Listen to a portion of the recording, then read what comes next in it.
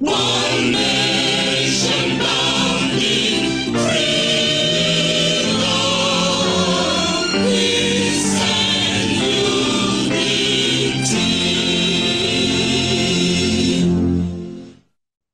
Oh, thank you so much. It's so good to be here. We've gone past the national anthem. Good afternoon and welcome to the second in the series of Fix Politics Diaspora Dialogue. Well, according to Statista, I had to look this up myself, a site known for data gathering and analysis in ways that make sense. In 2022 alone, Nigerians in diaspora remitted $20.1 billion to relatives in Nigeria. World Bank report also confirmed that number. This shows that Nigerians in diaspora have vested interest in the direction and future of the nation. Hence, a lot of them say it is important that they should have a say in the shaping of the future of this nation. It is in view of this that we have organized this dialogue to discuss the issues and find solutions that will work. So on that note, I say welcome to the second edition of the Fix Politics Diaspora Dialogue. My name is Kayode Akintemi. I'm the host, and I will be moderating the meeting. I'm currently resident in Nigeria and work as the managing director and editor-in-chief of News Central TV broadcasting on DSTV channel 422. We've had the national anthem. So on that note, I want to say Fix Politics has 3 study groups, which we call WSG. Work Study Group 3 has put this meeting together, and for that reason, I'll call on our coordinating co-chair for Fix Politics WSG 3 to give the welcome address.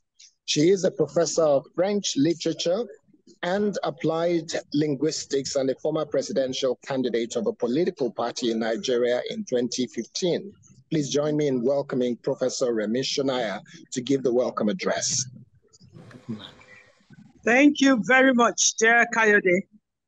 On behalf of the founder of the Fixed Politics Initiative, Dr. Obiageli Obi Ezekwesili, on behalf of all the members, the whole Fixed Politics community, and especially on behalf of the Work Study Group 3, which is organizing this meeting, this Diaspora Dialogue, I wish to welcome everybody, all the participants who are here, all our partners, both institutional partners, individual partners, people who have shown keen interest in advancing the influence of diaspora Nigerians in our country.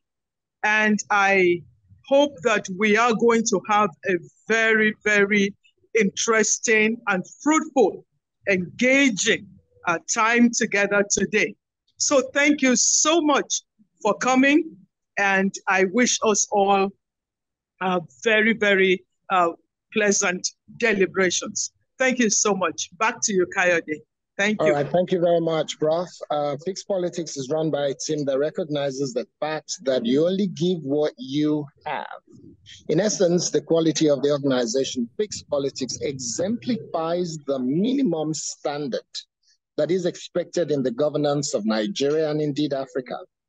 Hence, the executive director of Fixed Politics is a gentleman regarded as one of Africa's most compelling voice in emotional intelligence and values-based leadership programming. Mr. Anthony Ubani, that's our executive secretary. He will give us the opening remarks. Thank you. Start by recognizing Dr. Obiageli Ezekwesili, founder. Also recognize Professor Remi Shonaya, coordinating co-chair, and also Mrs. Lola Thompson-Dew, Politics Diaspora Initiative. Like Work Study Group members that are here present are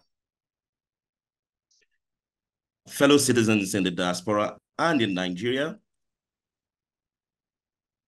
and interns of Fixed Politics and the SPPG, members and gentlemen. It is with great pleasure and anticipation that of Fixed Politics Diaspora Dialogue. We gather virtually to engage in insightful dialogue that can facilitate the realization of that an issue which resonates with the very universal suffrage and in Nigerian diaspora represents a dynamic group comprising individuals and connected to the Nigerian homeland and intellectual wealth,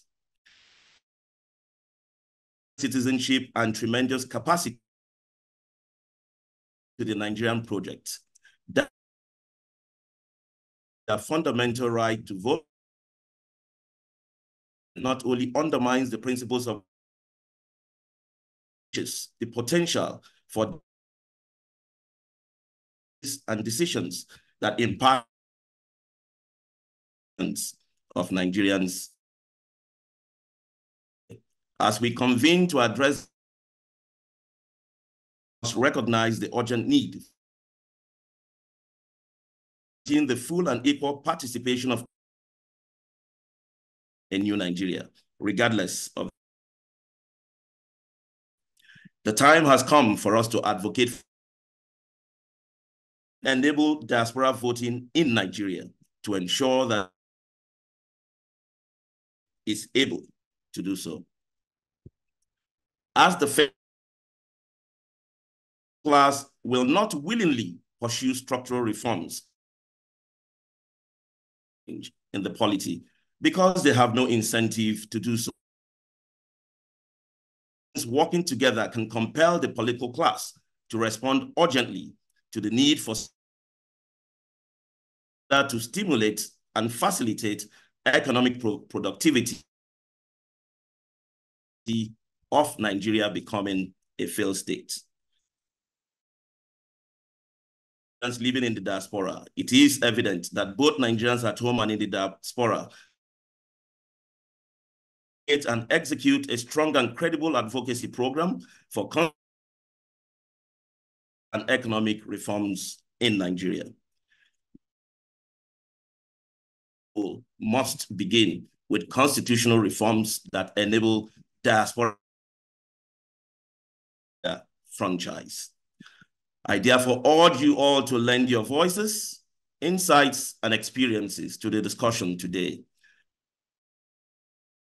to ignite change, inspire action, and chart a course towards a more just and equitable future for our country. Indeed, let us collectively explore innovative solutions and mobilize support for the realization of diaspora voting rights. Together, we can pave the way for a more inclusive and participatory democracy that reflects the aspirations of all Nigerians at home and abroad. Once again, I thank you for your participation and commitment to building a better Nigeria. Dialogue, and I look forward to the fruitful discussions. Thank you. Thank you very much, Edie, Mr. Anthony Ubani. Well, as we move on very quickly, there is only one person that can do an excellent job of presenting fixed politics to us. She is an economic policy expert, advocate for transparency, accountability, good governance, and human capital development, a former vice president of World Bank's Africa region, and served twice as federal minister in Nigeria. Dr. Obiageli Ezekwesili is the founder and chair of Fixed Politics. She will take the floor now to present the organization. Ma'am, it's your turn. Oh, thank you so much, Kayode. Thanks for being the umpire of this, the MC of our event today. And I want to acknowledge and really thank our dear sister Remy, Prof. Shonaya, for leading the WSG3 that is responsible for convening us today, and also our executive director who just spoke ahead of me. I want to especially welcome our brothers and our sisters from all over the world who have joined up in this important convening, and to say that we as a community of your fellow Nigerians in the diverse range of our ethnicity, our language, our geography, our ideology, as well as our affiliations, we form the community of fixed politics.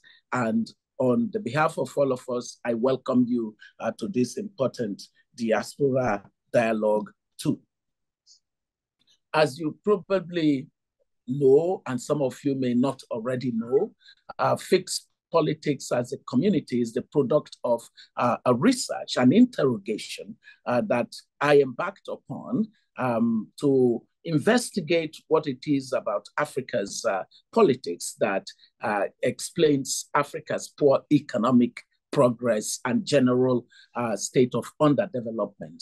And so the thesis statement was to establish the nexus between the quality of Africa's politics, its governance, and its performance as a continent relative to other continents of the world. And I looked at this from the lens of Nigeria and used that to interpret a lot of the other issues that are very similar across the continent.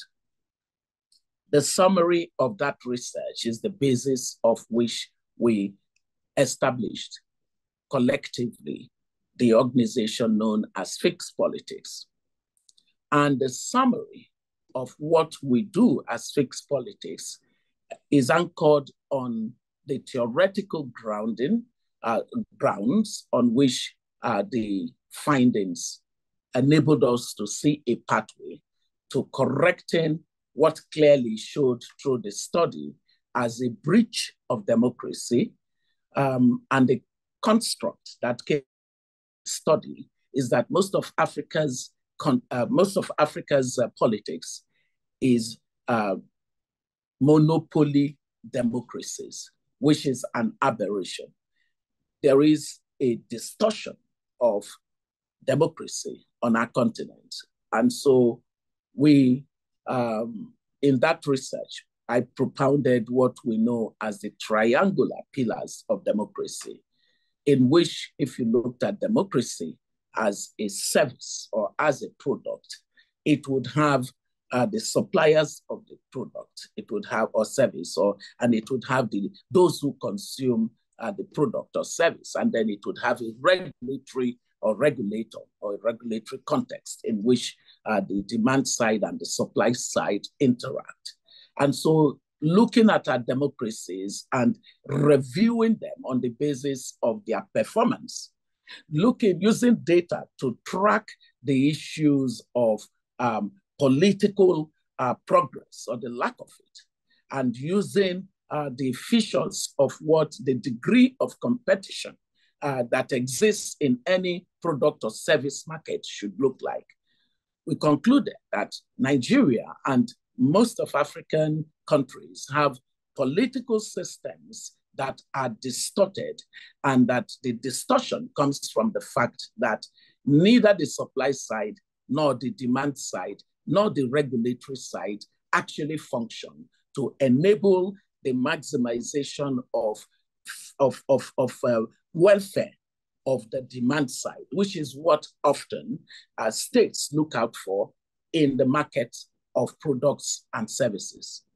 When you do not have a maximization of value, a maximization of welfare of the people through the provision of any service or good, the regulator normally would come in to correct the distortion. We unfortunately do not have that, as the study showed. And so, in the absence of that, the study said that citizens, that is the demand side of the triangular pillars of democracy, which we constructed as the model, the theoretical model through which we could understand what is going on and therefore could correct the anomalies, postulates that in the absence of the regulator who in an economic monopoly situation can step in and correct the anomaly, the demand side in a democracy is the side that has the incentive to want to do something.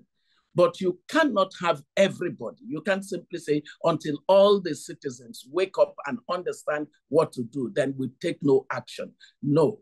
What we then realized is that a collective action on the part of the ones who have a determination to do what is necessary, change the story on the supply side. The story on the supply side being a poor quality of political class. And the story on the regulatory side being a captured regulatory environment. And the problem on the demand side being a weak and disempowered and disaffected, disengaged or unengaged members of the demand side. Correcting all of this in order to give us a value-based political class, in order to give us an effective and functional regulatory context of politics, in order to give us an engaged and empowered political, electorate, would require a lot of work. And the community that assembled as Fix Politics began to do that work. One of the segments of our society that we identified in doing that work would be necessary to be at the table is, of course, the Nigerians in the diaspora. Because the Nigerians in the diaspora, as data shows, we have, formal sources have said that there are more than 15 million Nigerians in the diaspora. Between you and I, we know we can even, we can say that that is probably less than twice the size that is likely because of data-related matters. Kayode already talked about the enormity of resources that flow in from the diaspora into the country. As a matter of fact, diaspora remittances constitute more than 80% of what the size of the Nigerian budget. 80% of the Nigerian budget is equivalent to diaspora resources. It is about 11 times the FDI, that is the foreign direct investment, that flows into the country. You could say a lot in terms of the economic influence of the diaspora. What is least in all of what we saw through studies is political significance of the Nigerians in the diaspora. And yet it is the community that has the three most important resources that support development. Number one, it is the community that has the largest concentration of knowledgeable Nigerians. And so competence lies with them. Competence is so significant a factor for economic progress and development and the basic progress of society. Number two, it is the highly networked community of our population. Networked, the leverage of partnerships that the diaspora bring to development is incredible. Number three, it is the community that has deep pockets of resources, as we showed through the diaspora resources that flow into the country. It's been 20 billion, it's been 21 billion, it's been 23 billion. And that is holding steady in terms of what the diaspora represents economically. So three things important for development: knowledge, as in competencies and capabilities. Two, partnerships, networks that are very global in nature. Unlock resources, the diaspora has got it. And number three, the financing that the diaspora has got. All of this disconnected from the political system is a disservice to anything that we want to see Nigeria become. To that extent, therefore, we launched the Diaspora Initiative within the Fix Politics. Having said this, I'd just like to tell you that since we did the first Diaspora Dialogue, we've gone on to have a manager who leads the program. We have a website to support the program. We held the first dialogue, as I already said. We published an information brochure for our Diaspora Initiative. We would make that available. The links should be on the chat, Olanrewaju, for as many people who don't have access to them yet to do so. We started a weekly the Fix Politics Diaspora Initiative newsletter that keeps the diaspora community informed and engaged. We maintained a sustained engagement with different groups within the diaspora, and I am so delighted to welcome all of those partner groups that are engaged today with us at this convening. The particular focus for us today is the matter of diaspora voting. Diaspora voting falls within that aspect of the triangular pillars of democracy on the power and the influence of the electorate. The reality of our political anomaly is that the supply side of our politics, meaning the political class, have a monopoly hold on the politics and democracy, not just of Nigeria, but of many other of the African countries. And that monopoly capture of the political space cannot in any way be contested until we unlock the kind of power and influence that the diaspora community has. The diaspora community cannot be disengaged from the country's political process. One key factor in unlocking this is, of course, their own participation directly as those who have the power to choose who our leaders will be, despite not being in the country. Issues concerning Nigeria matter to them because they have family left behind. They also may be temporarily away and will ultimately return to a country. And they need to return to a country that is well governed. And so to that extent, the diaspora vote is a very important entry point for activating the voice of the diaspora. And so as we think of our key issue on the regulatory side of our Fix Politics initiative, which is the constitutional frameworks, the fact that we have an argument in Fix Politics that the country cannot afford to continue to amend the constitution on the margins, especially a constitution that is not a people's-led constitution, a people-centered constitution of the 1999 one, but that we do need a constitutional process that is launched in order to enable Nigerians to be at the center of conversations on shared values, on national common vision, and agreed identity that brings everybody toward a direction that is commonly negotiated. To that extent, we have sent our recommendation to the National Assembly on the matter of the constitutional process it has going on. And so to that extent, ladies and gentlemen, we welcome you and we do look forward to a compelling dialogue with all of you today, where there would be ideas and recommendations and solutions that would support the kind of movement that is necessary to get Nigeria working. If we corrected our politics, our governance will be good governance. If we have good governance, we would have sound policies, we would have vibrant institutions, we would have the right decisions on investments, public and private, and all of these ultimately lead to economic progress, stability of society, equality, equity, social cohesion, and therefore resilience. I welcome you to this event. God bless you all. Thank you. Thank you so much. Thank you so much. Thank you so very much, a founder and chair of Fixed Politics. As you said, and I will reiterate, collaboration is the way forward, and that is the essence of this meeting, which brings us together.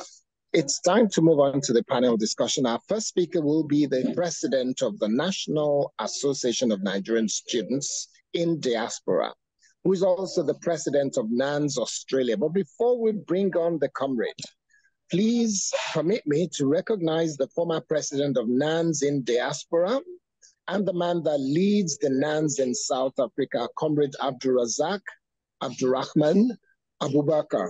Comrade, as you've shown strong support for this meeting, can we give you just a couple of minutes for you to say a few words? Just 2 minutes, because we're already running behind time. 2 minutes. Thank you very much, sir. I believe Comrade Abubakar is on this platform. He needs to unmute. He needs to unmute himself. Please unmute Century. him. Century will need to unmute him. Good afternoon, and thanks for having me here. All protocols duly observed, and I want to thank the organizers of Fixed Politics for the partnership over the years. And my name is Abdulrazak Abubakar, the former president of the National Association of Nigerian Students in Diaspora, and the current president of NANS South Africa. And I happen to be a graduate of financial engineering from the University of Johannesburg. So I will give the opportunity to my successor to give the presentation on behalf of Nigerian students in diaspora.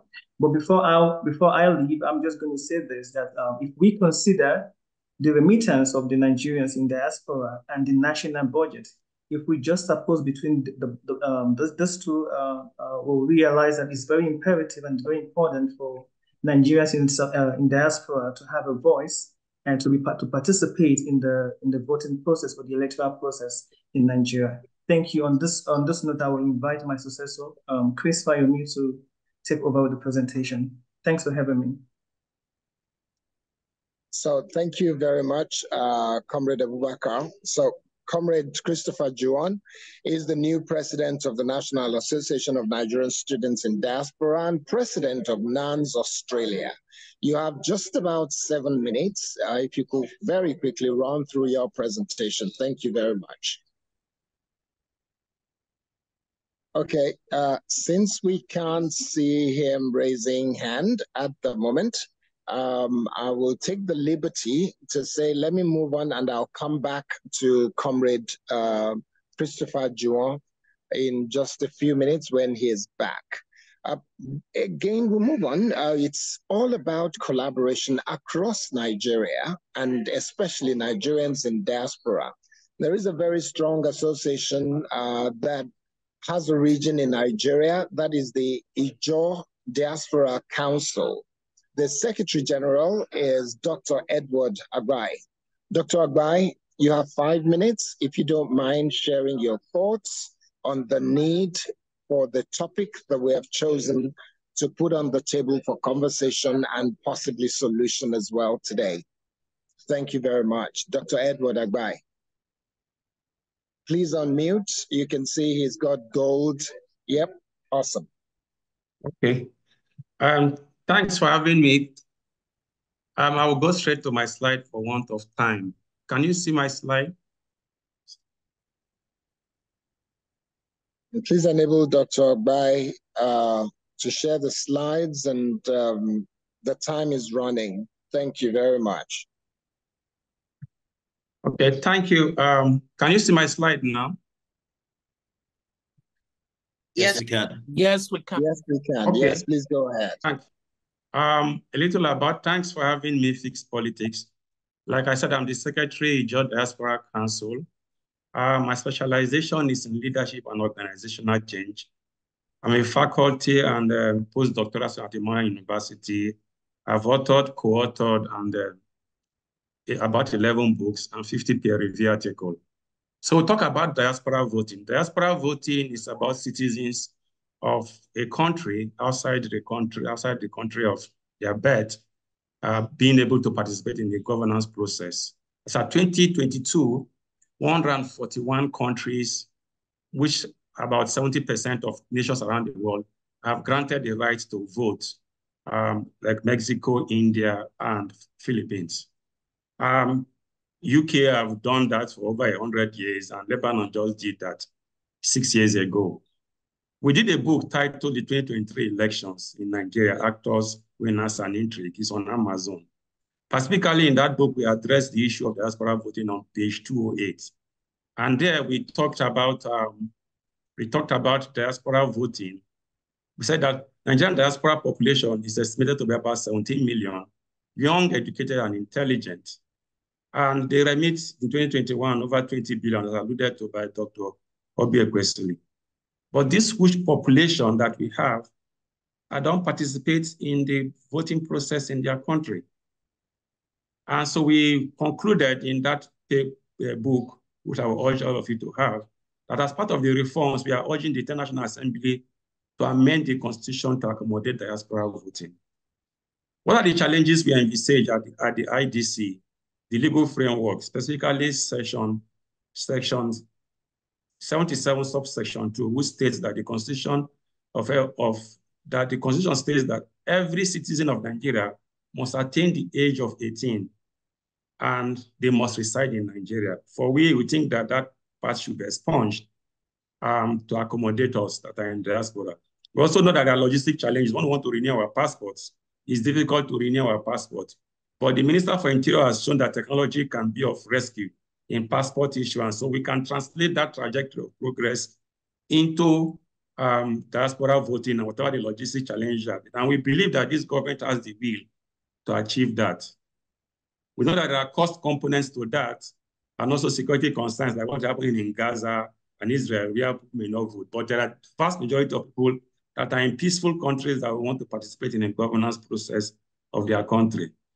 Also, technologies we have addressed, which can be overcome, and awareness of diasporans of their right to vote.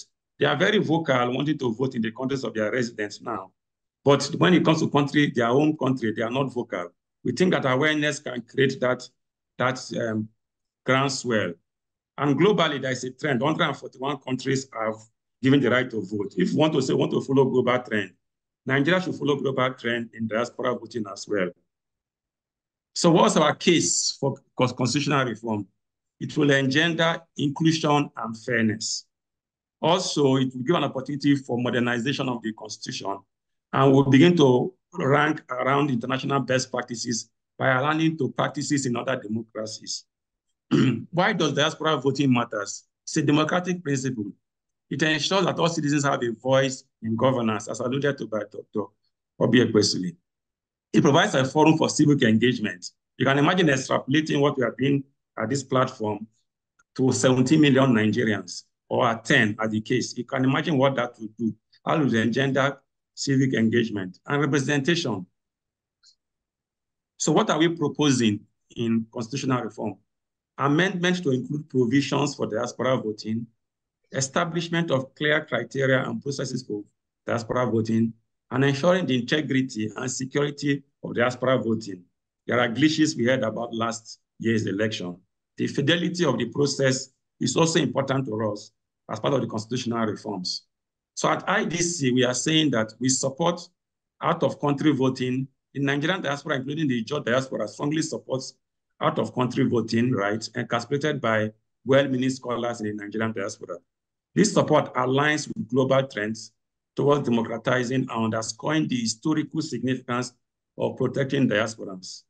By ensuring inclusivity and citizen privilege, this sustainability of the democracy relies on expanding voting rights, ensuring that the Nigerian diasporas can enjoy full citizen privileges, which one of them is our ability to vote in our country.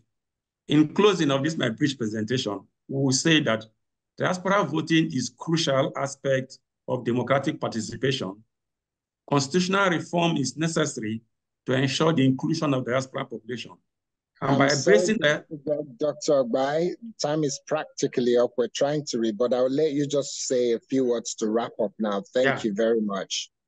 By embracing diaspora voting, Nigeria can strengthen democracy and promote inclusivity. I want to thank you for listening and have a blessed day as we deliberate. Thank you. Thank you so much, Dr. Bai. Very great points you've made. And I am trusting that the spreadsheet, the PowerPoint will be shared at a later time. That's a very important point. I understand that Honorable Abike Dabiri is on this platform right now. So we're recognizing shortly I will be calling her to say a few words because she's one of the greatest voices behind the diaspora voting. While I was living in the United Kingdom, I know how many times she traveled around the world, encouraging Nigerians in diaspora to push this agenda from outside the country while she was pushing from within Nigeria. So Honorable Abike Dabiri, thank you for joining us. You'll have a chance to speak in a minute. So let's very quickly, at this point, ask the President of Nigerian Women Association, South Africa, NWASA, Ms. Elizabeth Johnson, to speak to us from her perspective, especially when we're talking about inclusivity and the need to engage all gender. So, Ms. Elizabeth Johnson, it's your turn. You have 5 minutes. Thank you. Good afternoon, everybody. Thanks for having me here. I stand on existing protocols, and my name is Elizabeth Johnson. I am the president of Nigerian Women Association South Africa. It's an honor to be here to try and fix politics. And on behalf of my women in South Africa, also a very good afternoon. I will be discussing empowering Nigerian women in the South African diaspora through voting rights, a solution-based approach for constitutional reform. I mean, as we know, global diasporas increasingly influence their homeland politics. It's becoming a world issue, and it's imperative to address the barriers that hinder communities from participating in voting, particularly women. From the point of view where I stand, our focus is to ensure that constitutional reform is a means to which these rights can be ensured and that everybody's voice is heard. I mean, quickly going to the challenges faced. I mean, one of the challenges faced is restrictive eligibility criteria for voting. I mean, limiting those who can vote from abroad, often excluding those that cannot travel back home, which also then poses a logistic barrier because there's no nearby polling station, or the registration process then becomes complicated for women who want to participate.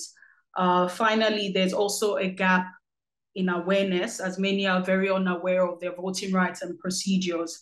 And then this challenges collectively weaken political influence and representation.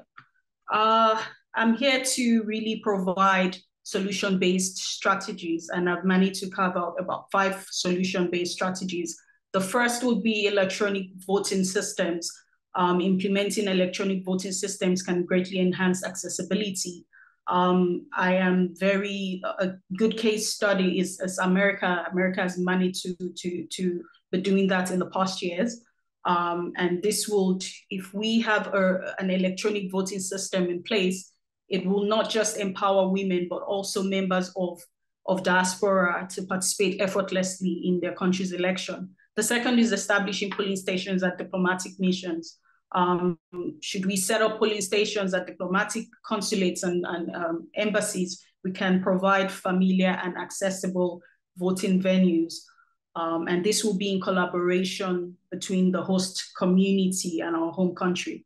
The third would be voters education campaign. I think majority of our challenges is the fact that people are very unaware of their rights to voting and the procedures and the importance of participation, ensuring that we need to ensure that voters are well informed and motivated.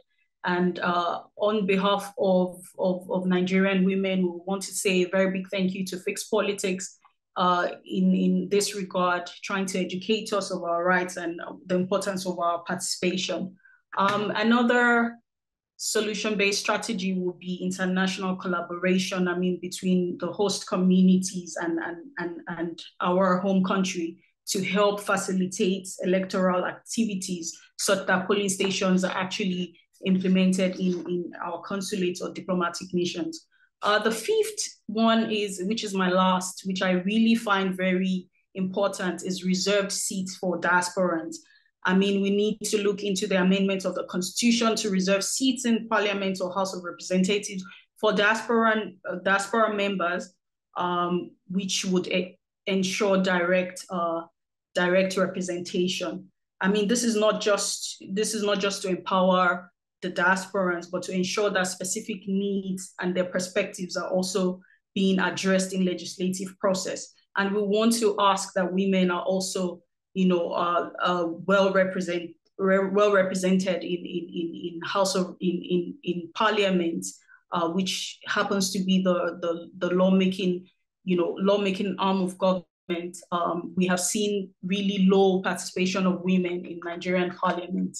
And in concluding, through thoughtful constitutional reforms and strategic initiatives, we can empower Nigerian women in South Africa, and not just Nigerian women in South Africa, actually, Nigerian women all over the world, to exercise their fundamental right to vote.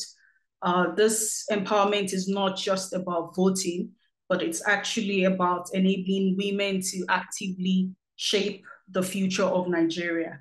Let's continue to advocate for this reforms and ensuring that Nigerians, regardless of where they live, are heard and valued. Thank you very much. Thank you very much for that presentation. A very, very good one, and with very good solutions put on the table. And I'm happy that a government representative who is in charge of the CEO and managing director of NIDCOM is with us. She's the person that is aggressively pushing the agenda from a government perspective. Honorable Abike Dabiri is here, so I'm sure she will pick up a few points from there. So let's move on now and have the President and Executive Director, Association of Diaspora 4040, is Mr. Adeniyi Sanusi. Mr. Sanusi, you have 7 minutes, and we'll take this very quickly. And then we'll wrap up with the President of NIDO Portugal and Vice President, Afrocultural Institute in Portugal. But first, Mr. Adeniyi Sanusi, please go ahead. My name is Adeniyi Sanusi. There you have my profile up there. I want to especially appreciate the organizers of Fixed Politics and for having me here today.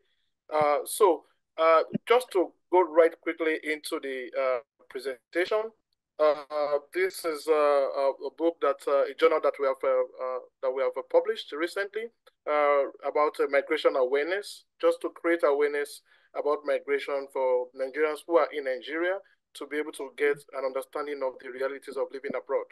It's available on Amazon. So this is it. Yeah, so the whole idea of being here today is to make an advocacy for fundamental democratic rights that has long been denied to a significant portion of the Nigerian citizen, which is diaspora voting.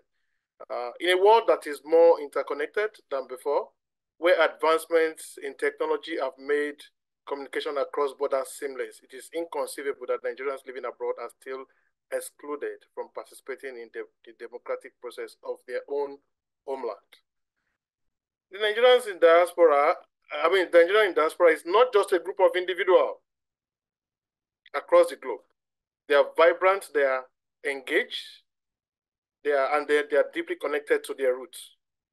They contribute immensely to the economic and social and cultural fabric of Nigeria through remittance, investment, and a sense of shared identity, which many Nigerians would not even want to give up at all.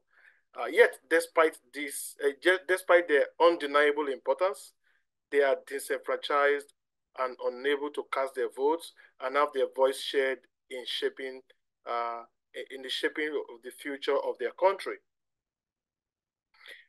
Sometimes in March 21, on the floor of the House of Rep, I remember very well Honorable Mark Tisabila, many of us may remember.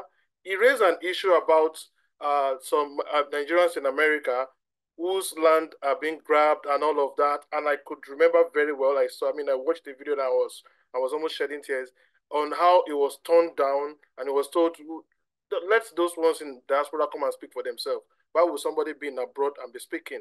I mean, this is how you can be disconnected from your own place. So also, again, another one happened again in June 15, just at the inception of the new House of Rep.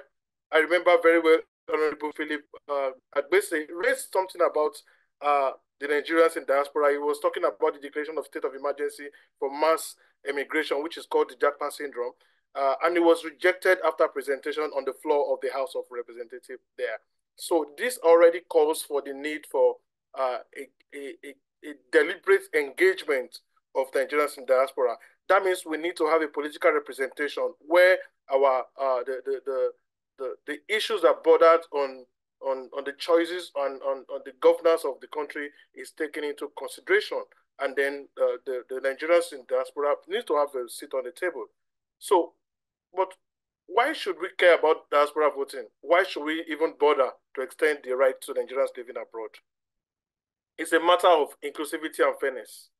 Every Nigerian citizen, regardless of where they reside, should have the opportunity to participate in electing their leaders and influencing the direction of their nation.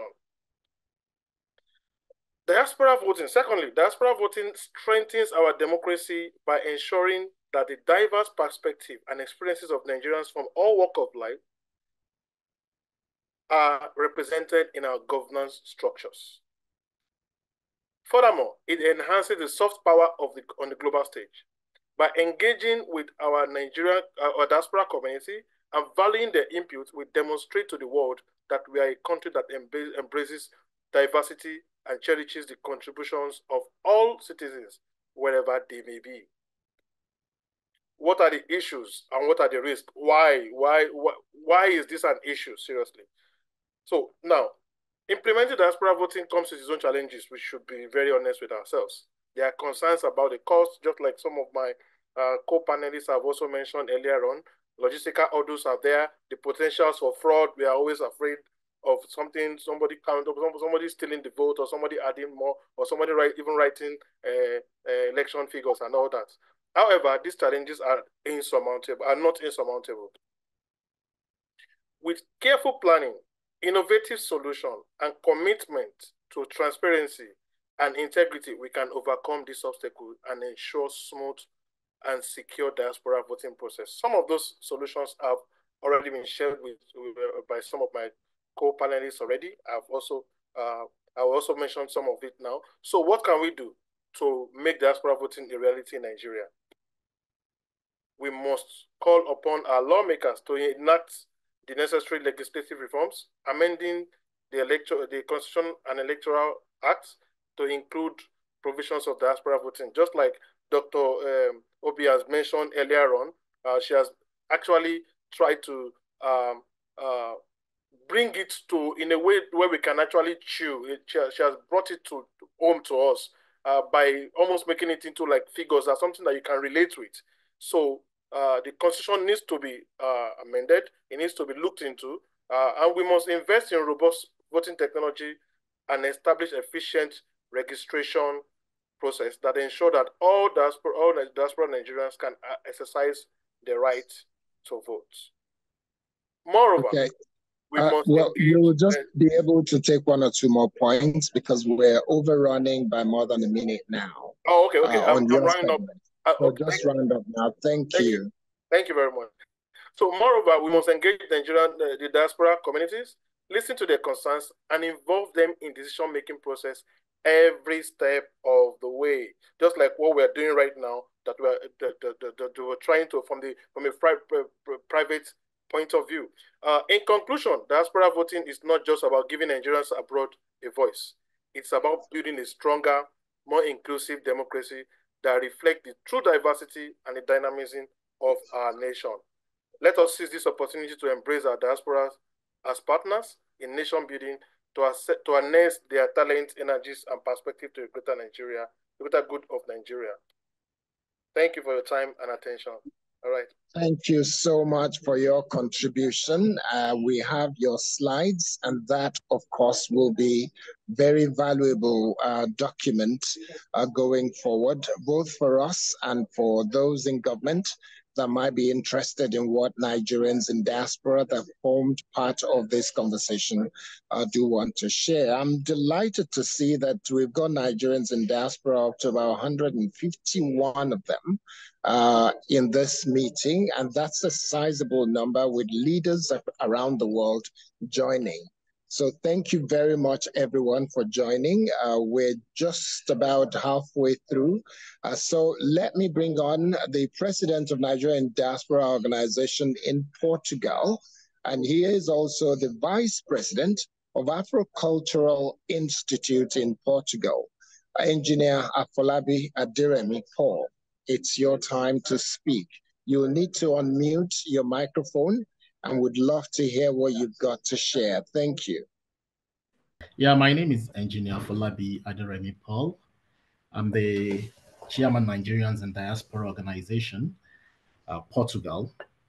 And I will like to use this opportunity to have a shout out to every notable Nigerian who has participated immensely to see the success of diaspora voting.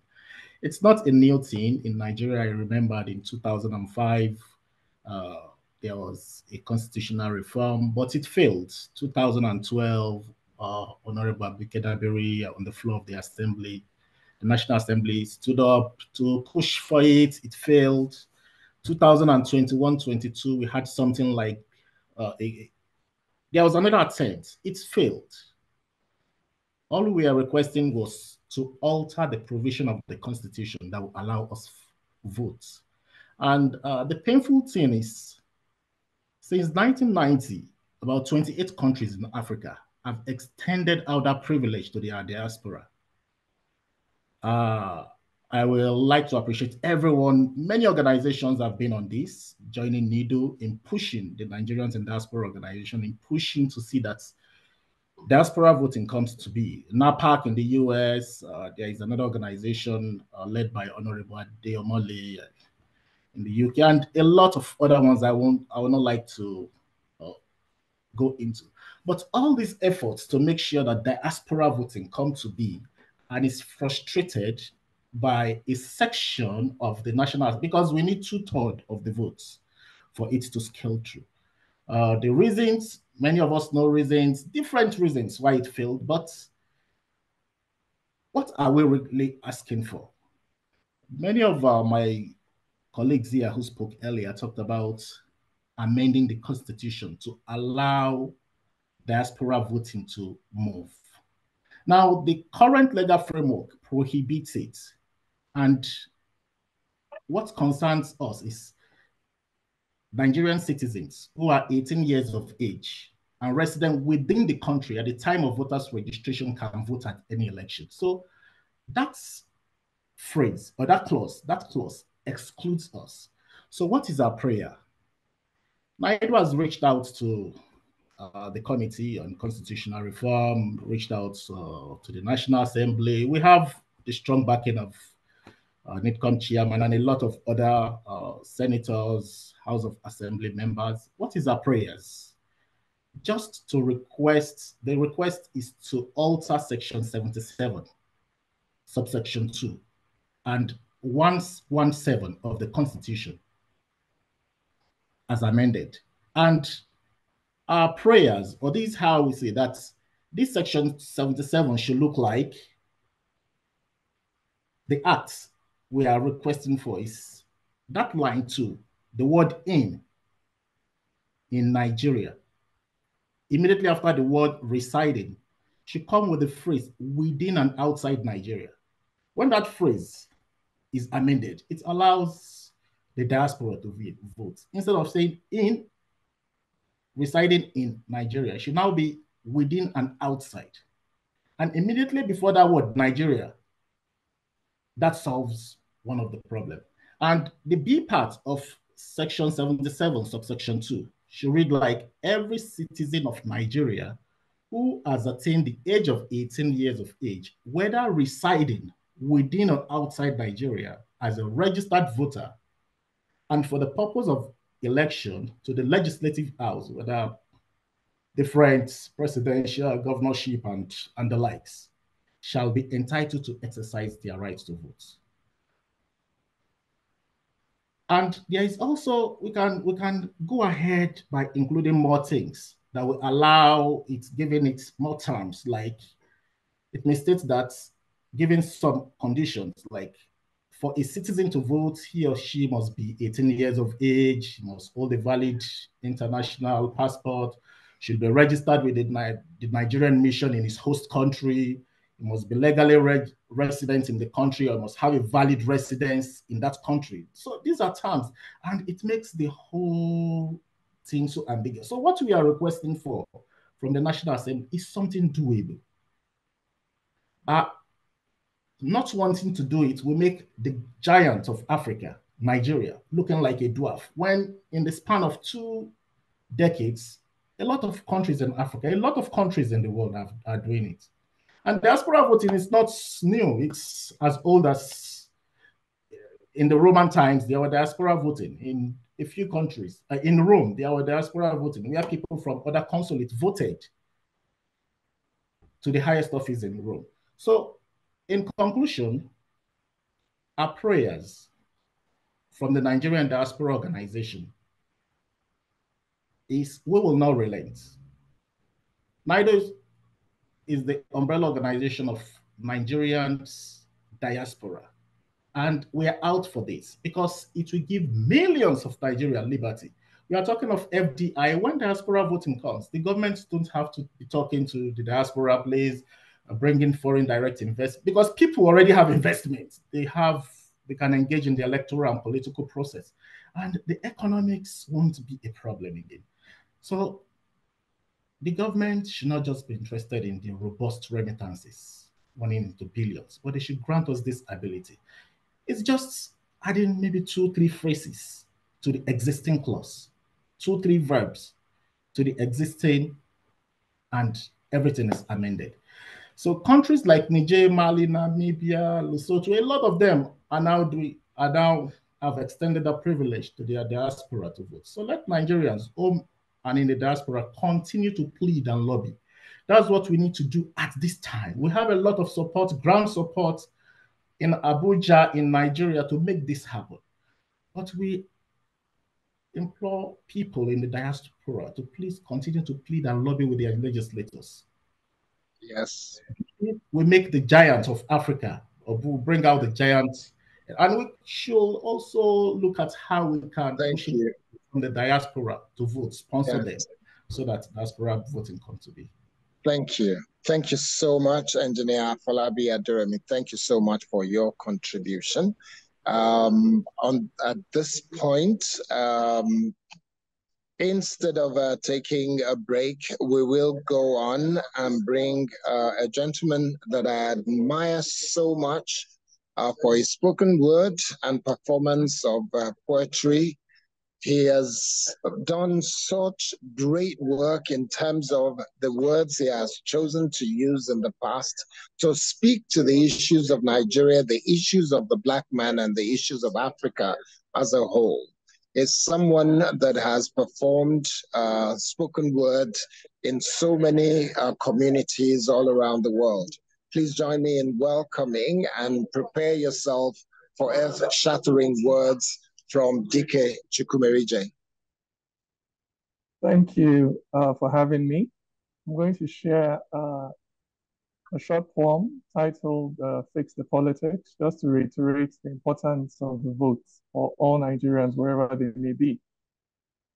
A broken road does not understand Igbo. It will not maim the Fulani and let the rest of us go. The accidents it will cause will take all lives. But when a vehicle some assault, it breaks all bones. So you can speak Funne till morning comes. It will not build libraries in our public schools. And when a young woman lies dying in childbirth, your fluency in Ijaw will not save her life. For Christian or Muslim, It makes no difference when you're being driven around in an ambulance from hospital to hospital in search of oxygen, northerner or southerner, you will die suffocating. You will die of causes easily preventable, like no fuel for police to respond to your distress call, no water, no light, no nurses, no jobs. Nothing kills as efficiently as bad governance. As politicians in office who do not pay salaries, whose response to bad roads is bigger SUVs, who set up committees and publish white papers presiding over affairs that never improve. Politicians in jeeps with minds in London, petrol commerce for every meeting, irritated by anyone with a different opinion, who see the people as a throne to sit on. Politicians in power who personalize the state, who criminalize criticism and terrorize dissent. There is nothing in society that kills as efficiently as a politician in high office with low mentality.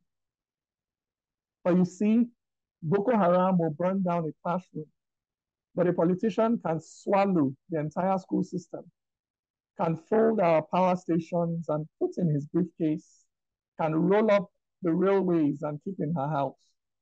Politicians can file our seaports away in a drawer, can cripple all our farms with no fertilizer. No matter the passion you bring to your startup, government can kill it with just one pronouncement.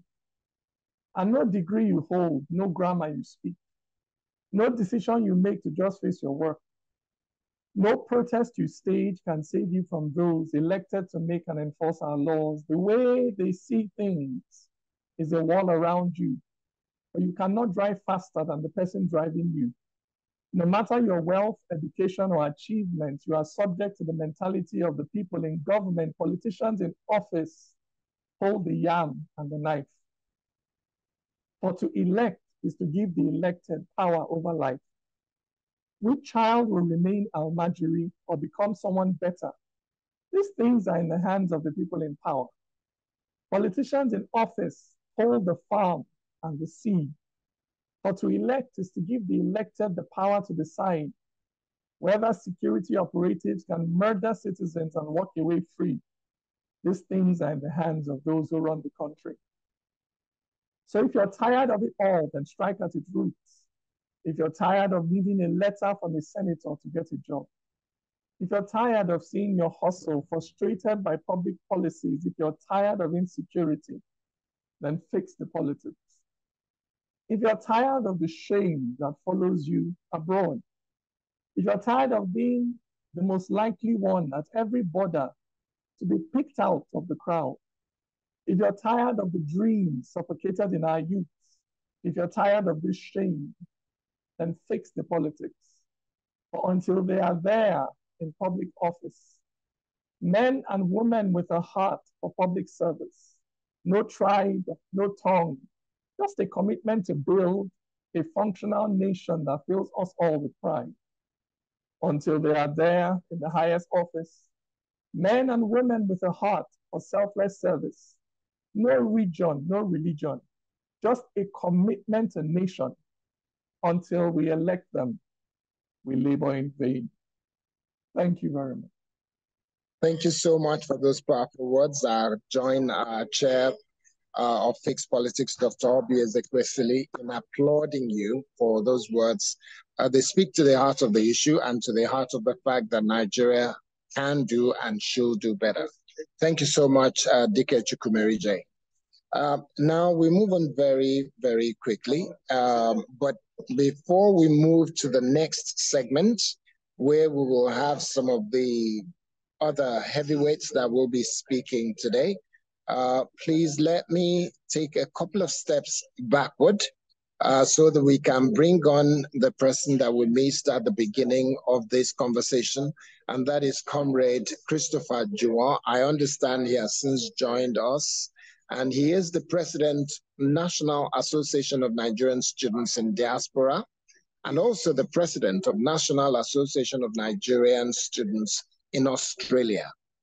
Comrade Christopher Juwon. Please, you have the floor.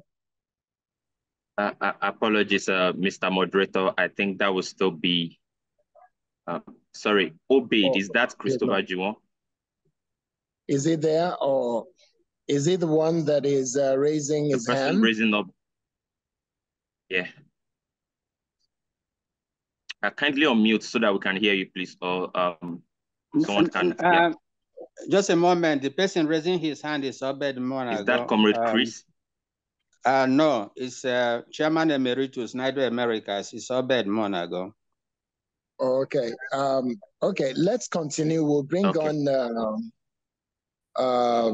Comrade Christopher Juwon at later on the program.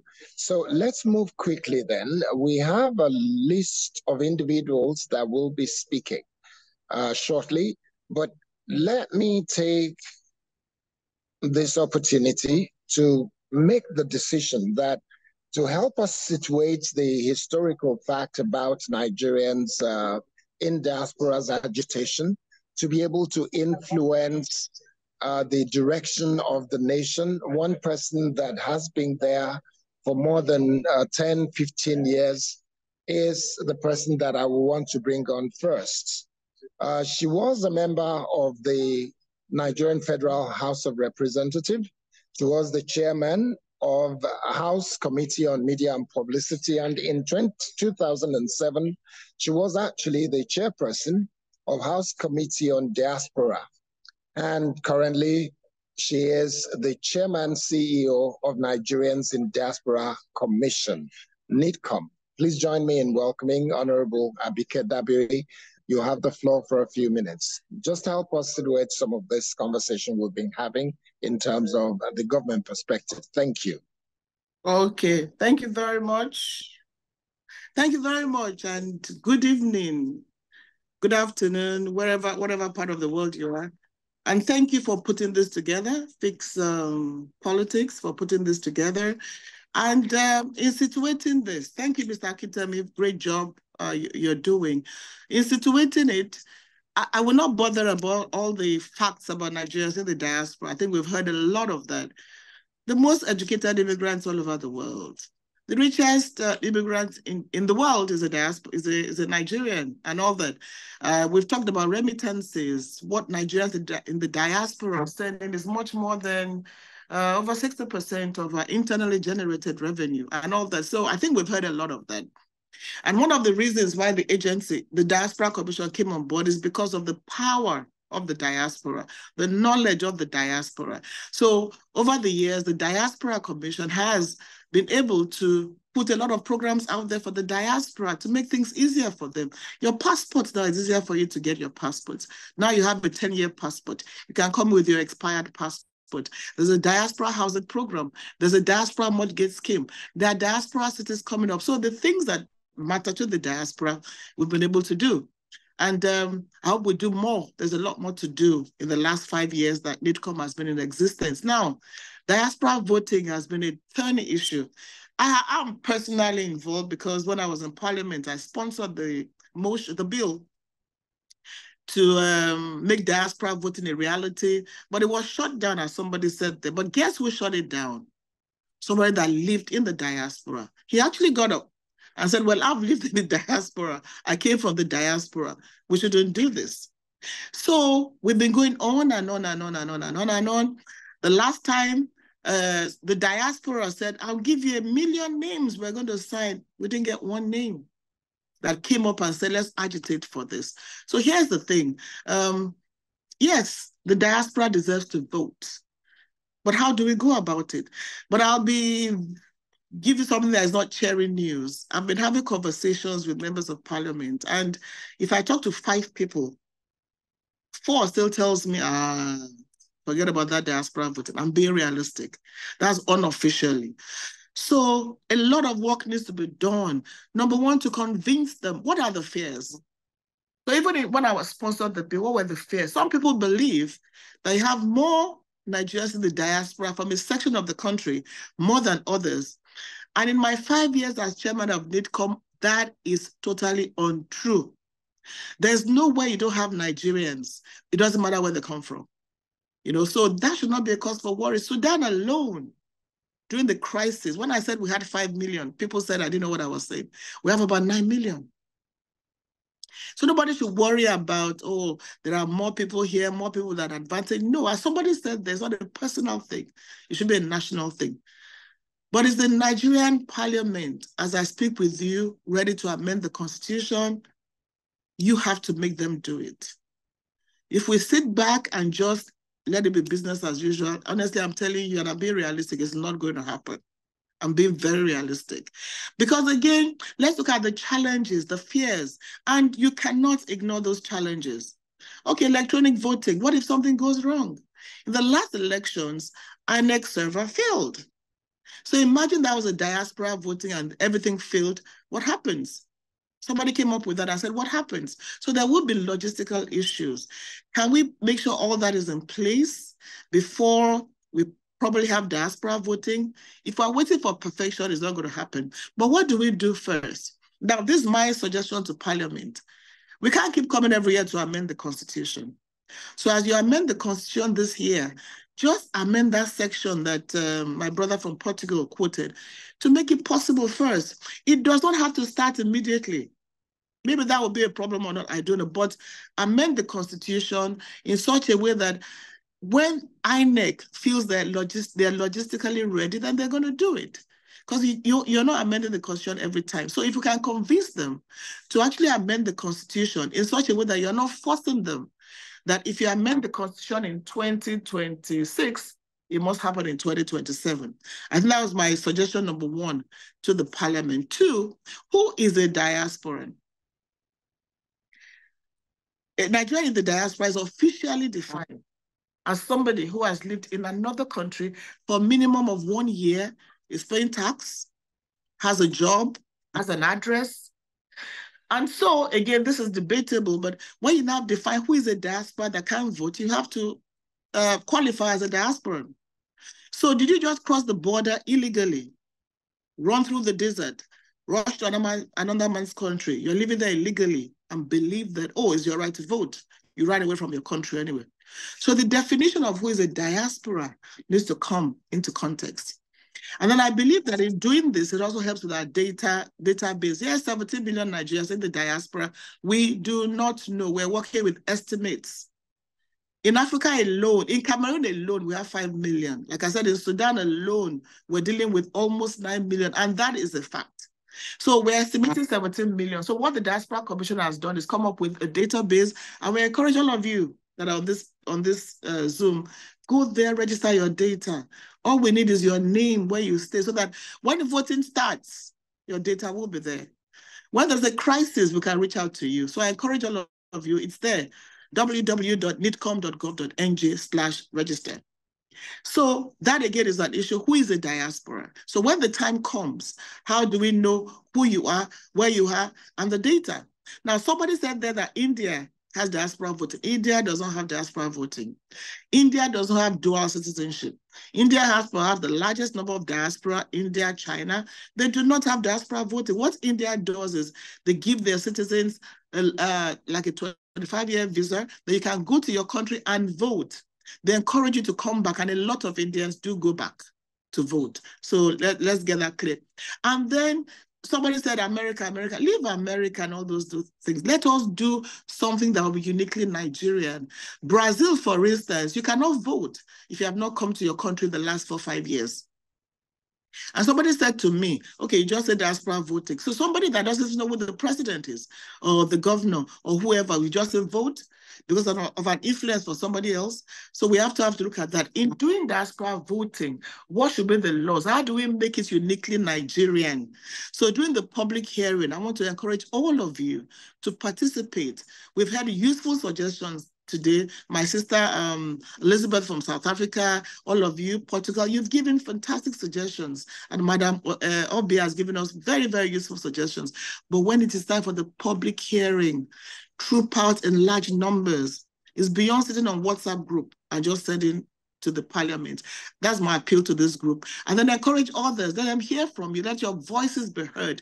And then let's make it uniquely Nigerian so that we don't get into bigger trouble because we want diaspora voting. I think those would be my few comments at this point in time, and hopefully we can have more questions. And then the issue of the database, we're beginning to build the data. So it may be easier when diaspora voting starts. And then where will it take place? We have the missions already. The Nigerian missions are there for you to vote. Yes, there will be challenges. If we keep saying, when will we be ready? We'll never be ready for anything, but it is your right to vote. And you have to vote. I'm your number one advocate. But finally, limit this to voting. Forget about, you want representation. Don't make it more difficult. The parliament, the National Assembly is not ready for, you now say you want to be 362. How? Or you want to be 110 senators. How?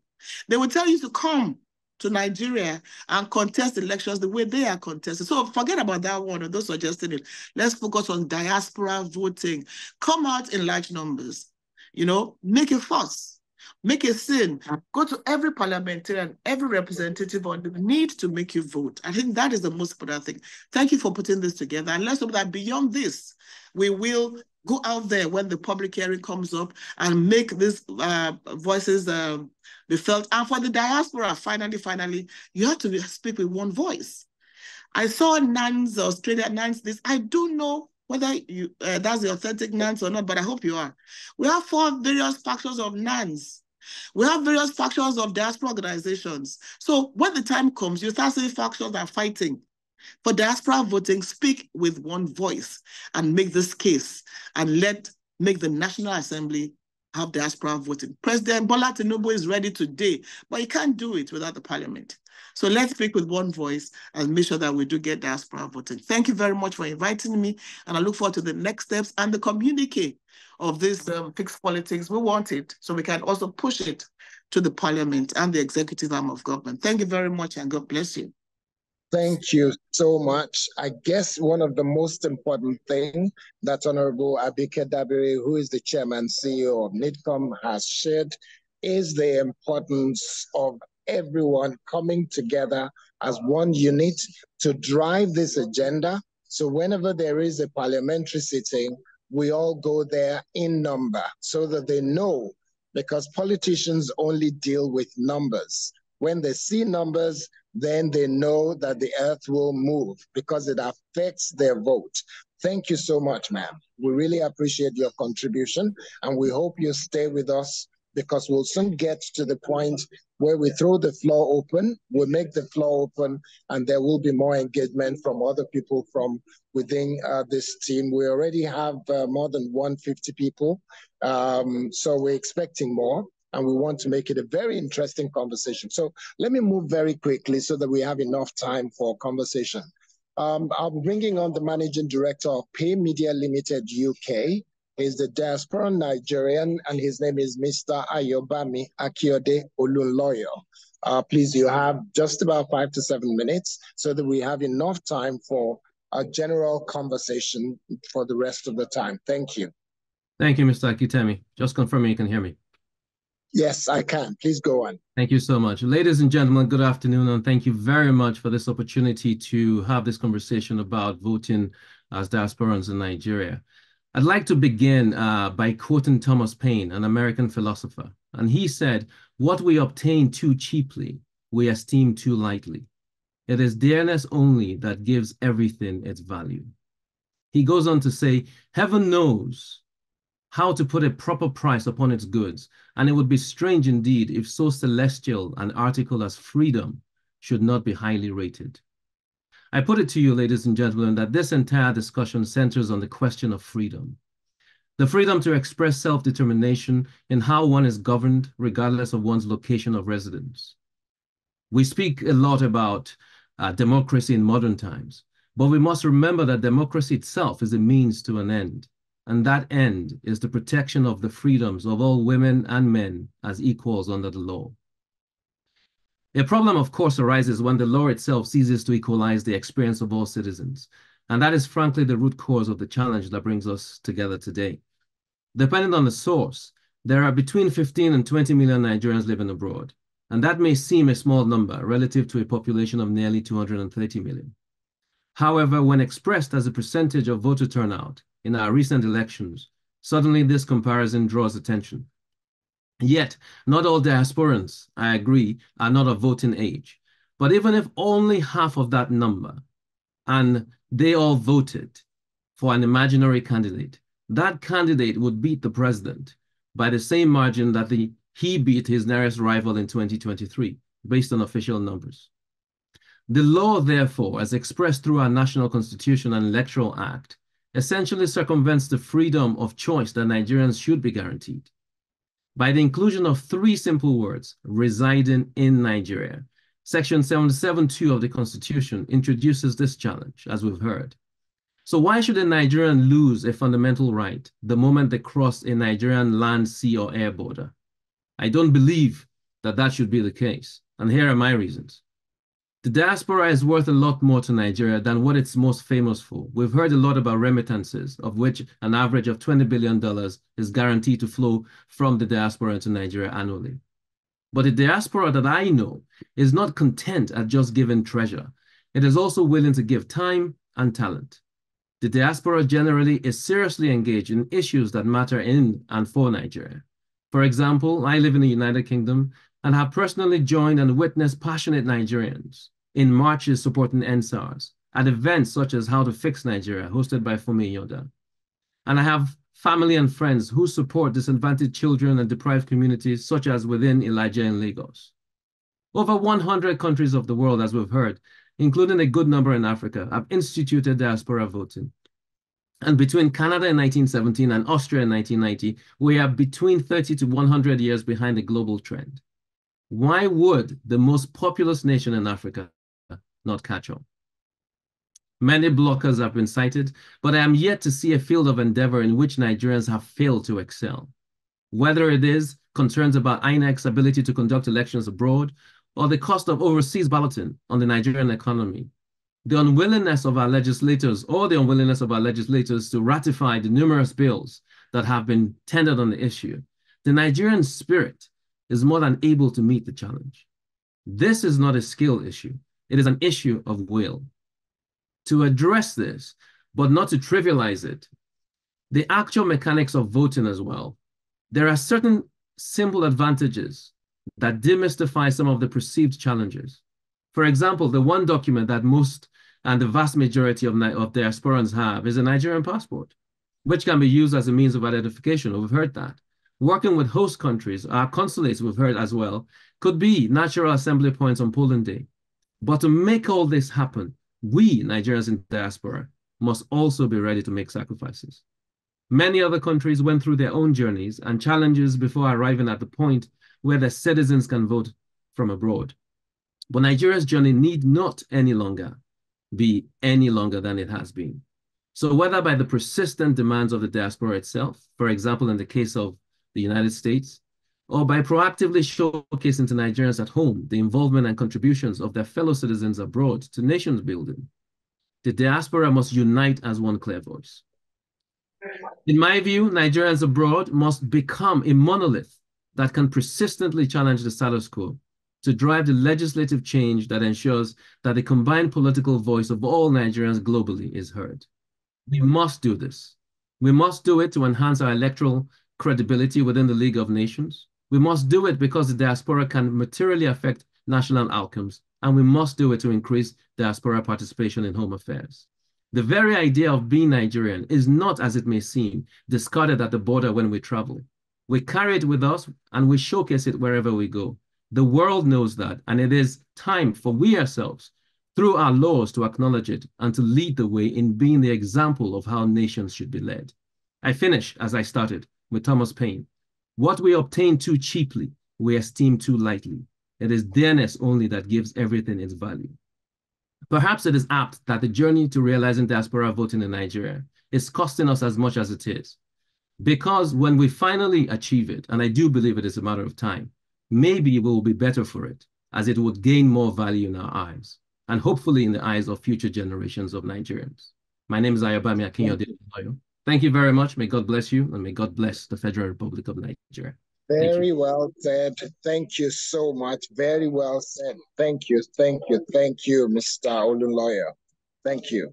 We'll move very quickly. I'm very keen on us being able to have an open floor just before we wrap up, and we will try as much as possible to make sure that we don't exceed 5 o'clock.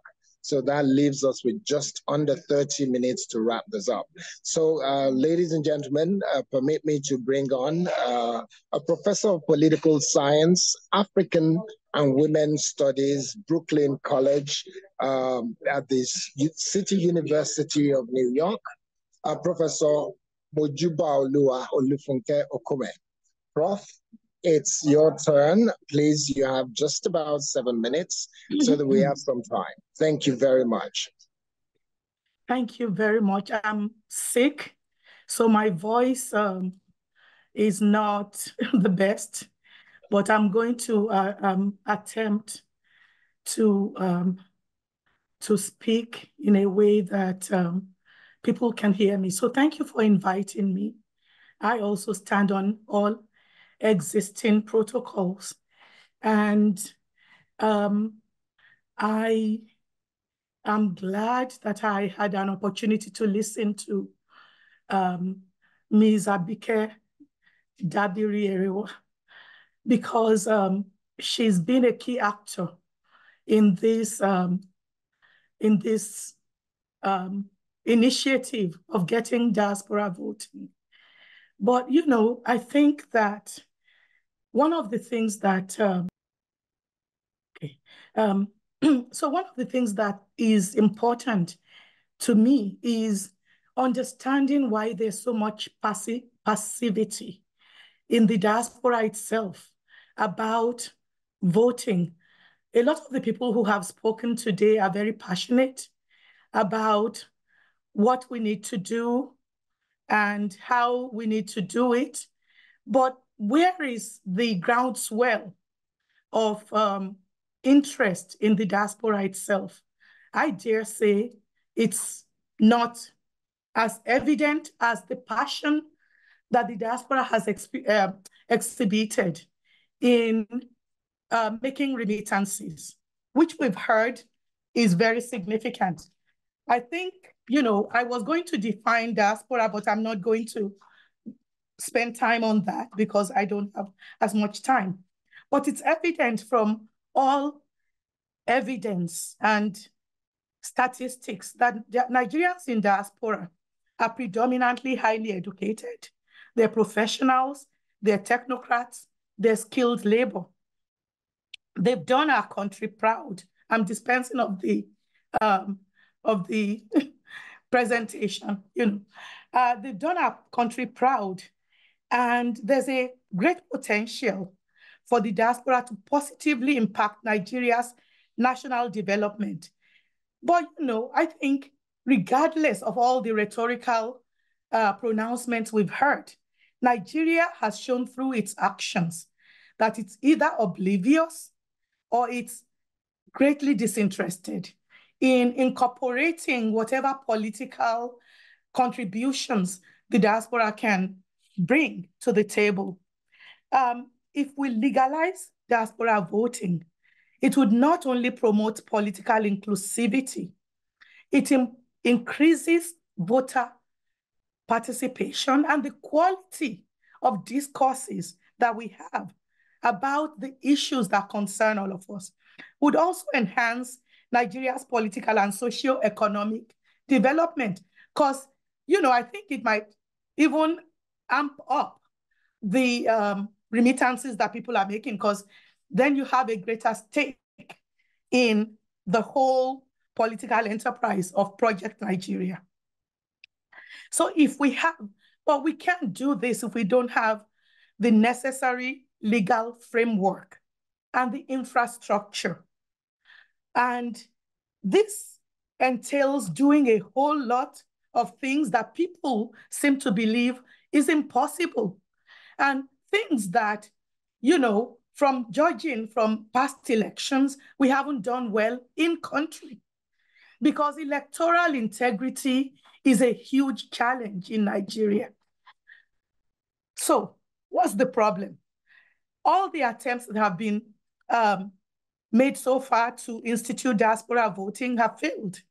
The legal prospects of the voting of the diaspora are limited by the residency requirements outlined in the Constitution and the Electoral Act.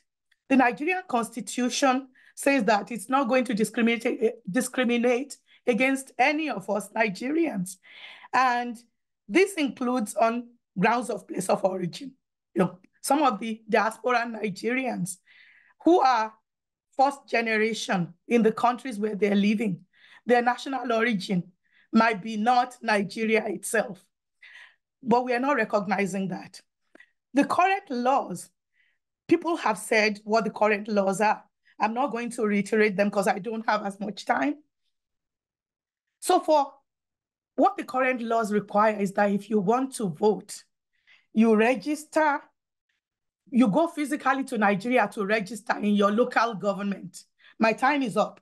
So this places significant limitations on the right to vote.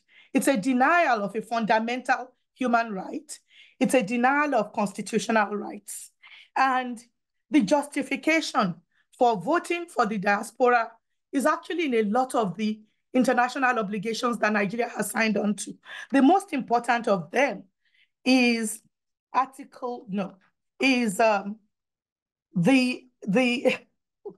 now, lack of time is making me a bit confused.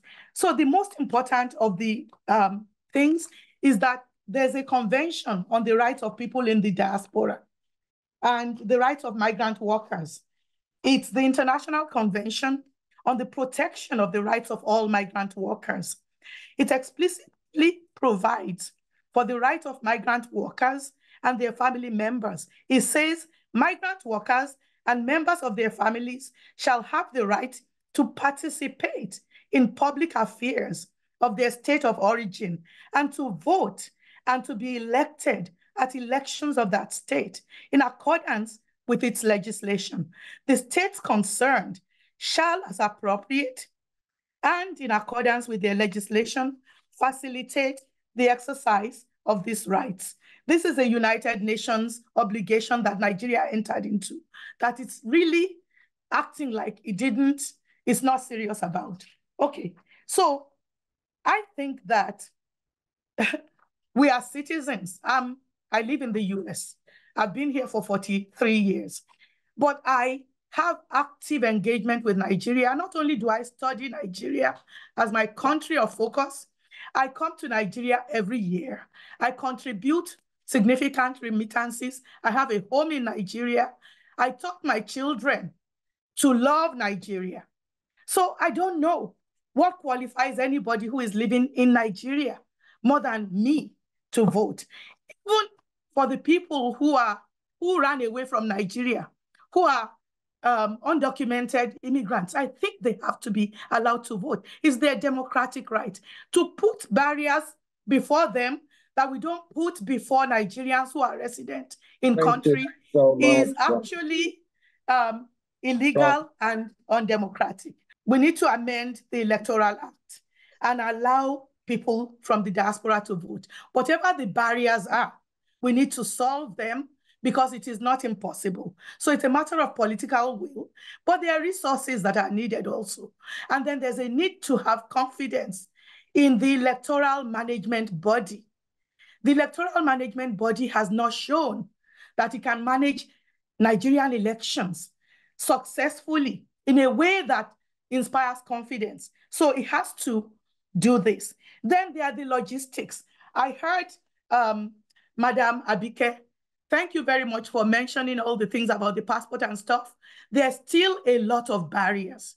There's still a lot of challenges that people in diaspora have on these matters. So Nigerian government needs to build its capacity to deliver the dividends of democracy to Nigerians in a way that shows that we are serious. We have carried last on this matter. And we say we are the giant of Africa, but we are without feet. Thank you. Thank you very much, Prof. Thank you so much. Thank you. I know you've got so much that you would like to share, but unfortunately, we don't have enough time. We have to finish this by 5 o'clock, whatever happens. So very quickly then, I've got feedback from everyone. I will try and take as many as possible, but I will start with the chairman of NIDO Africa and coordinating chair of NIDO Worldwide. I can see that he's been putting his hands up. Ambassador Titus Alagba. You've got just 2 minutes very quickly to make some points. Okay, good evening. Okay.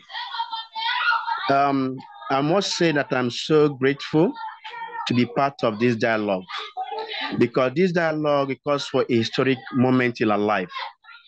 Diaspora voting is a fundamental that every one of us should enjoy, because no one is more Nigerian than us. Though they tried it in the past, did not work, doesn't mean we should fold our arms. Just as the CEO of NITCOM just said, we need to come together and speak with one voice. Now is the public hearing by the corner. What are we planning? That's why I really appreciate this organization, Fixed Politics. NIDO Worldwide must partner with people to make sure that this diaspora voting becomes a reality. In the public hearing, let us send delegates. If it takes us to carry placards, let us carry placards to let Nigerians know it is our time. They should give us a chance. We are Nigerians. We are not foreigners. What we are voicing out, or what we are crying for, is to make the home better for us.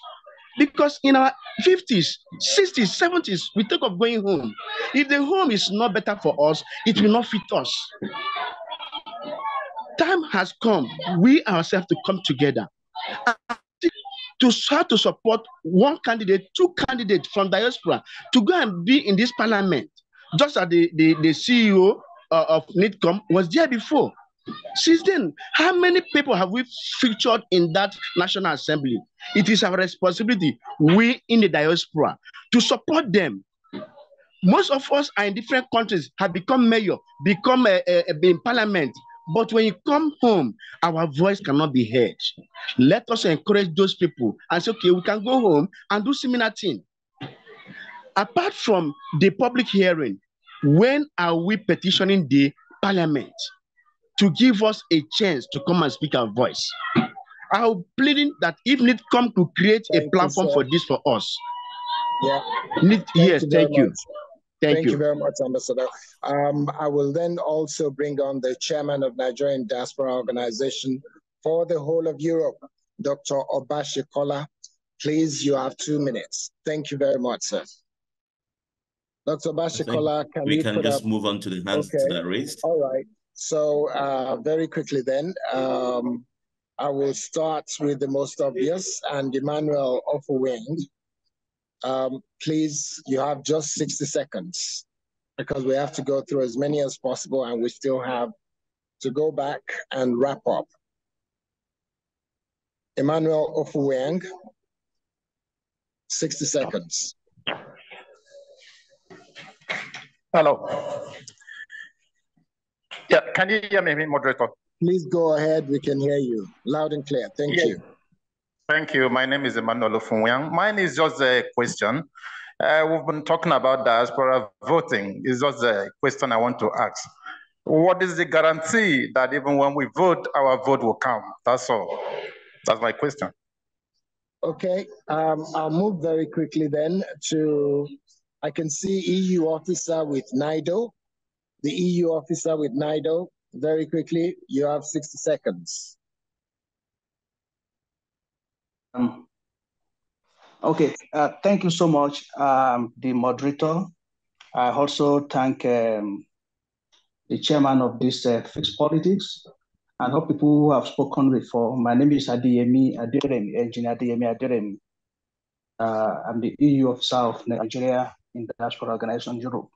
Yes, I think it's still the same discussion that we are talking about. It's the same discussion of diaspora engagement. And if we are engaging the diaspora, I can see that mostly we talk about economic engagement, social and cultural engagement. Oftentimes we omit the political engagement. And it is not complete if we only talk about the economic social and cultural engagement without talking about the political engagement, because it's the political engagement that will create the enabling environment. There's nothing that can happen in a country if the political will is not there. So I think we should emphasize more on this, and also supporting what the NIDCOM CEO, Honorable Abike Dabiri, has said.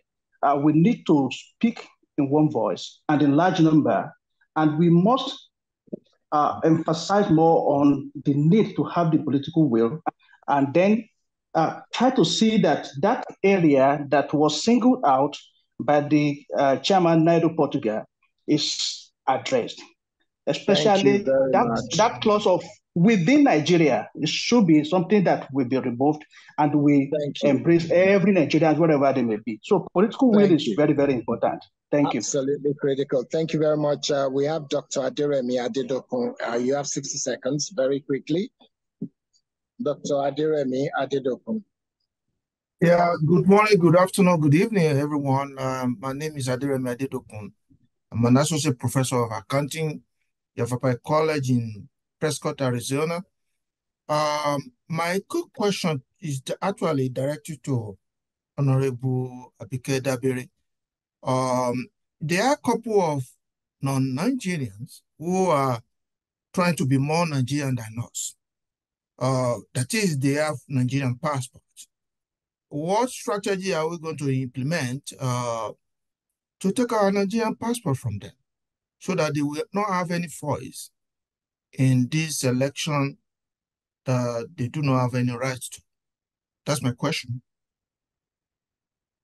Okay. Unfortunately, I will just be able to take one more before we get a very quick response back from Honorable Abike Dabiri, and then wrap up this segment. Mr. Tunde Adekwarusi, very quickly, you've got 60 seconds. Mr. Adekwarusi, are you still there? Yes, I'm here. Sorry, you've got 60 seconds. Please go on. I was struggling to unmute myself. Yeah, I have just a quick question. For Honorable Dabiri. I listened carefully to her when she was making her presentation, and then, yes, and the question is, how do you, she made mention of the fact that, if some Nigerians have come abroad illegally, and then are those ones going to be allowed to vote to exercise their right? So the question I have is, what defines a Nigerian?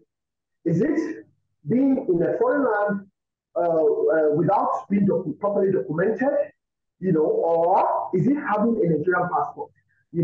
So I would want her to, to shed light or more light on that. Thank you very much. Okay, thank you very much. We will need to go on and have the recap and statement of next action by Ms. Lola Thompson-Duke. But before we do that, because I've asked Honorable Abike Dabiri to stay on, knowing that there will be a few questions, if Honorable Abike Dabiri is still with us, you've got just about 60 to 90 seconds to very quickly respond to some of the points raised. Thank you very much for staying with us. Thank you. To the gentleman who said, I told you that the legal definition of a diaspora is somebody who has stayed in the country for a year, pays tax, has an address. That's the legal definition. And I said, when it comes to the issue of diaspora voting, it's going to come up that who is a diaspora? It's going to come up. How do you define a diaspora?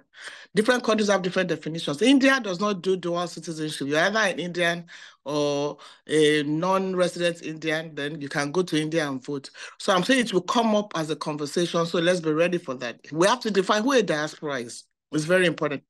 Then too, the gentleman who asked me about there are many non-Nigerians with Nigerian passport, I don't quite get it. Are you saying, what if you have a Nigerian passport, then you have a Nigerian passport? So I don't know why he said that some non-Nigerians that are more Nigerian than Nigerians. How do we take our passport? I don't quite understand that question. So if you have time, you can still ask it.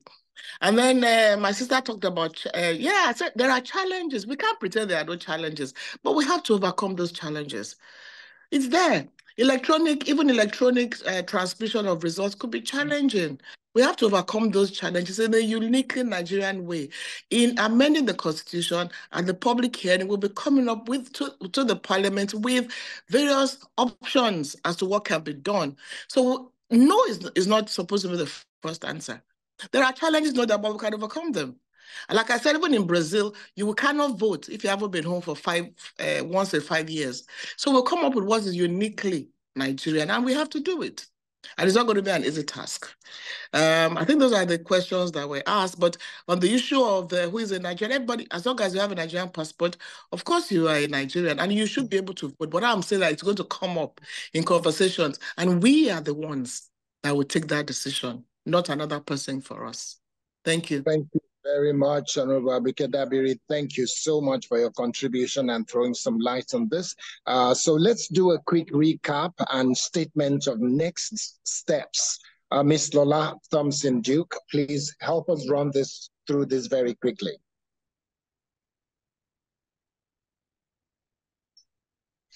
Thank you, everyone, for coming. It's been a very, very wonderful time listening to everyone.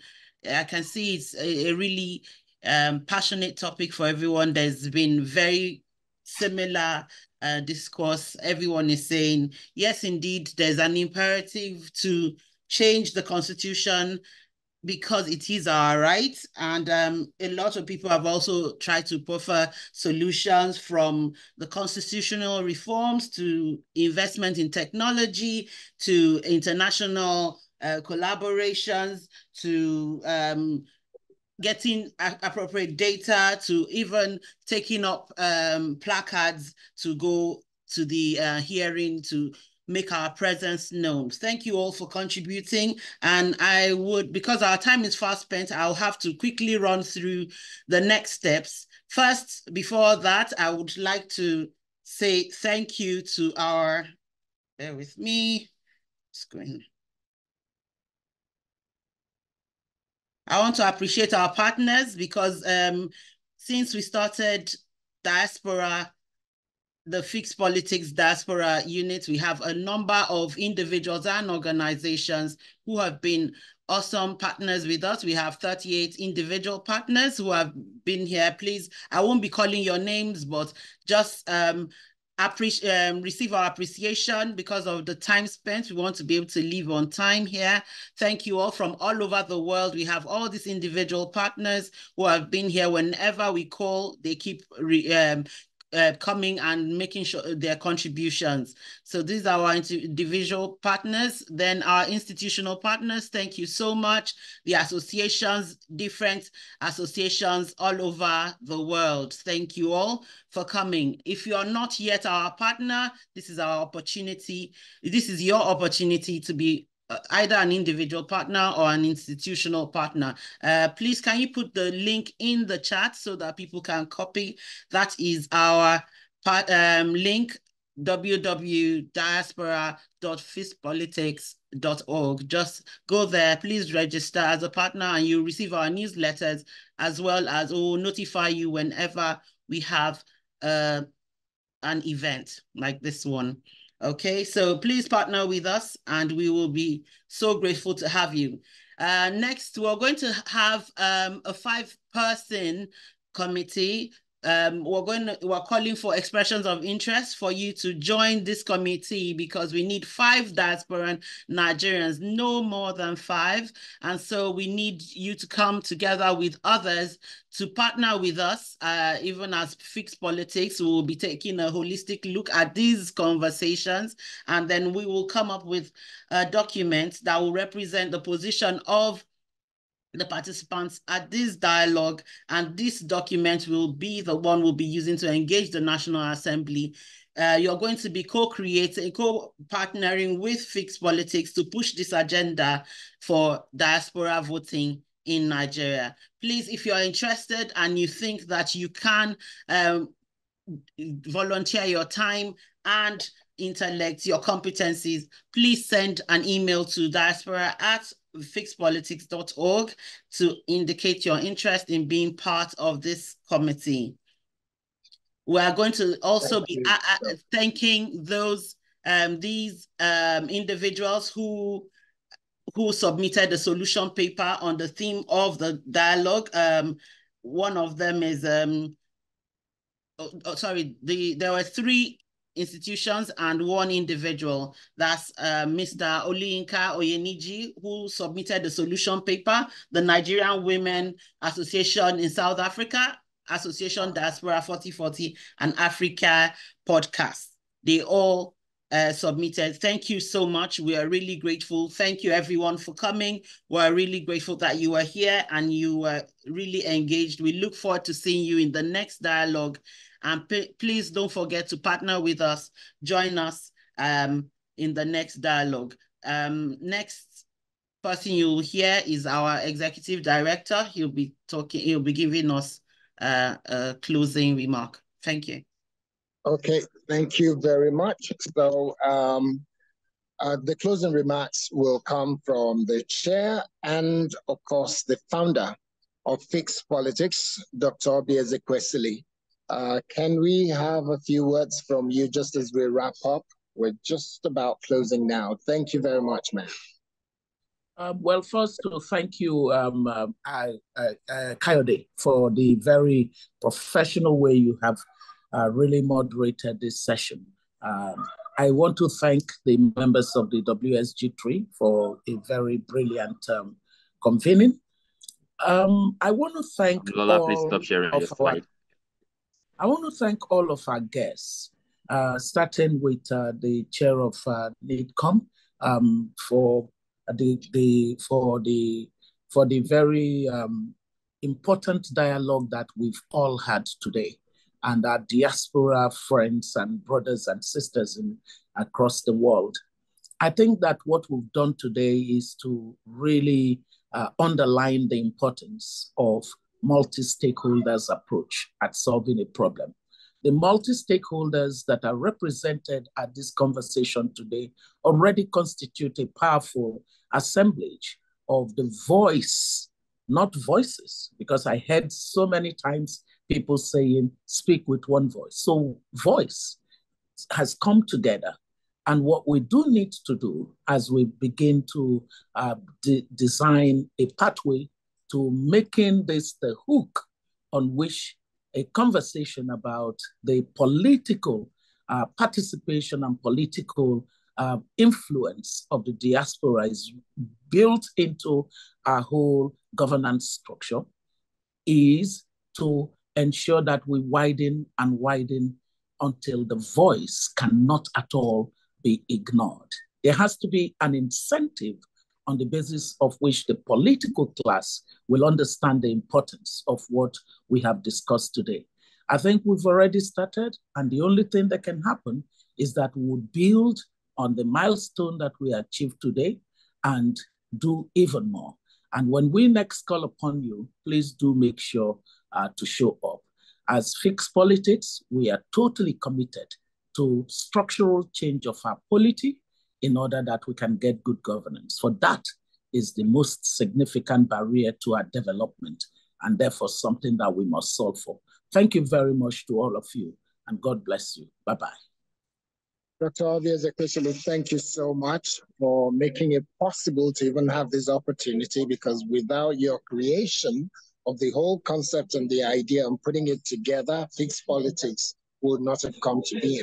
So the final word will come from Mr. Anthony Ubani, who's the Executive Director of Fixed Politics Africa. Mr. Ubani, in just 30 seconds. Thank you. Thank you, Kayode. I won't take 30 seconds. Our chair and founder has already done an excellent work in thanking our guests, our partners, in particular the chair of NIDCOM. And I think we'll take that as an excellent thank you message to each and every one. We've had an excellent discussion today. And I think we've begun something that is very, very important. And we hope that at the end of the day, we'll have the 5-man committee so that we can put together all of the suggestions, ideas, solutions that's come out of this dialogue as a document that we can use to go forward. With that, let me just say thank you to each and every one of you. God bless you. And we look forward to engaging you again. At this point, I'd like Century to put up a video of our next program so that our members can share in that. Century? In the rapidly evolving landscape of technology, its potential to address developmental challenges across various sectors is undeniable, from banking to healthcare, communication to commerce, medicine, education, security, food production, and beyond. Technology's impact is transformative, offering unique solutions that are both globally and locally relevant. However, harnessing technology alone is not enough. Big Ideas Platform 2024 will focus on spotlighting inclusive, people-centered solutions that drive systemic change and inspire behavioral shifts towards sustainability and prosperity in Africa, enabling effective management of our scarce resources to build a sustainable and thriving African renaissance. Join us on May 25, 2024 at Shehu Musa Yaradua Center, Abuja, for a thought-provoking presentation from our esteemed speakers.